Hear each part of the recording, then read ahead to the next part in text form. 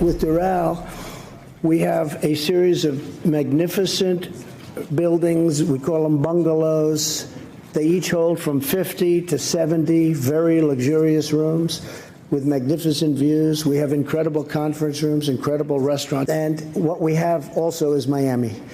And we have many hundreds of acres, so that in terms of parking, in terms of all of the things that you need, the ballrooms are among the biggest in Florida and the best.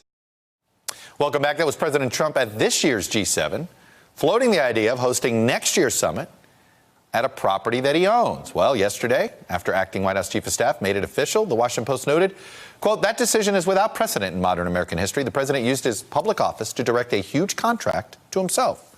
Now, Democrats want to know how the government chose Trump Doral and if any other sites were even under consideration.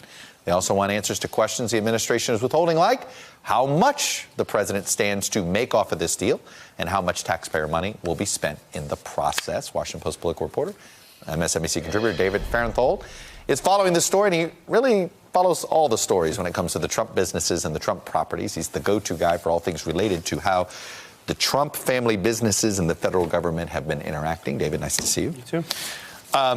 Here are the questions. It's things we don't have an answer for. I guess you seem to get some explanation as to what other sites did they look at.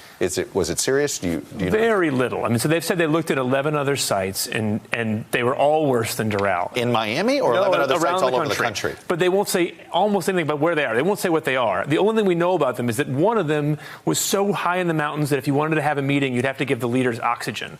And so they're saying, well, that's out. Well, who would have proposed that? Yeah, who put that on the list? That's the thing. Is like if your list was like a campground at the top of Mount McKinley and a Chuck E. Cheese and Doral, then Doral was the best place, you know? So we need to know who those other sites were to say anything about this process. Well, and there's also some major security concerns with Doral. Look, in Miami, the easiest place to do this is like they did in Georgia with Sea Island, Key Biscayne. Yeah. Because it's a lot easier to secure all those world leaders. Key Biscayne is right there. Right. And it actually touches saltwater, which is why people mostly go to Miami. Doral's right on the Miami airport flight paths. I mean, I think one of my reporters was telling me there's like 20 different flight paths that are going to have to be diverted. And it's surrounded by office parks and neighborhoods and streets. You're right. Mostly these things are done in places that are luxurious, obviously, but isolated. Correct. Easy to seal off. Sea Island's a great example. Look what the French did. They did it essentially in the Riviera, where you can sort of lock it out. Yeah, you could. Yeah. It's got water on one side. You seal it off on the other. That's the thing. This is such a security nightmare to put it in the middle of a neighborhood where you're going to have the neighbors coming and going. It's not ideal. Mick Mulvaney went out of his way to say the president's not going to profit from this. Well, okay, there's not losing money and there's profiting. Right now, Trump Doral is basically because they lost the famous golf tournament due to the president's behavior and the golf tournament left that facility. It has lost its place in the golf touring tourism business. You'd go to Pinehurst or you'd go out to there. You'd hit the Blue Monster at Doral, but that no longer is an attraction. Right. The resort, from what we've seen Trump Organization documents, it's in pretty sharp decline from 2015 to 2017. So just 2 years, the net operating income, basically profitability, dropped 70%. They're not getting golf tourists anymore. No, and Trump's name is driving away people that might have come there otherwise. In fact, the Trump Organization's representative blamed Trump's name as the cause of this decline. What is there an agency, like if the Pentagon did a no-bid contract, what would happen to that? I mean, I believe we've had instances like this where a Pentagon official who used to work for a company somehow orchestrates a no-bid contract. Right. Or in this case, if you own a company, right, if you were a Pentagon contracting officer and you gave a giant no-bid contract to yourself, that's illegal. Right. You'd go to jail for that. Those conflict of interest laws, by design, don't apply to the president. Right. But we always had sort of an honor system that presidents, would never want to be seen. Well, correct me if I'm wrong. The conflict of interest laws that apply to every cabinet agency, the only two people they don't apply to are the president and vice president. That's right. This is why the only way this works is if the president signs an executive order saying the president and the vice president have to do this, which Barack Obama could have done on his way out of office and then forced him to withdraw that, but he chose not to do that. Is there an entity to investigate this outside of Congress? No. I mean, the State Department often takes part in it, is a leader of the planning of this. And so you could see at some point the Inspector General of the State Department asking, why did we spend so much money? How do we settle on the prices we paid? That's way in the future. For now, the question of, are they really going to do it? How much is the contract going to be set at?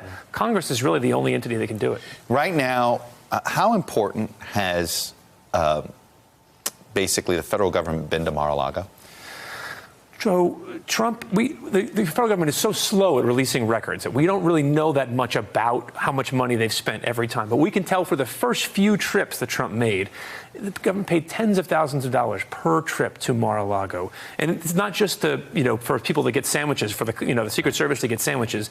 They charged the government $546 a night per room. That was government rate? That was they picked the highest possible rate you could get that the government would pay and charge that per room for. So it's technically government rate, but it's at the highest end of government rate. Exactly. And then there was the famous case where the Trump staffers barricaded themselves off in a bar and drank $1,000 worth of liquor and then charged the federal taxpayer for it. So the federal taxpayer paid a $1,000 liquor bill at Mar-a-Lago.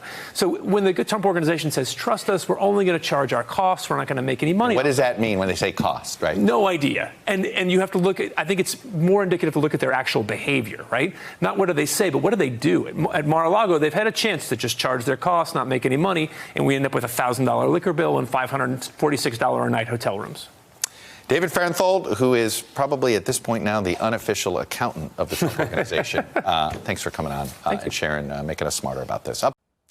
Hello, YouTubers. If you're watching this, it means you've checked out our channel, so thank you. Now do me a favor, subscribe by clicking on that button down there. Click on any of the videos to watch the latest interviews and highlights from MTP Daily and MSNBC. You can get more Beat the Press content every morning in the First Read newsletter. If you're tired of content that you don't know anything about where it came from, you don't have to have that problem with us.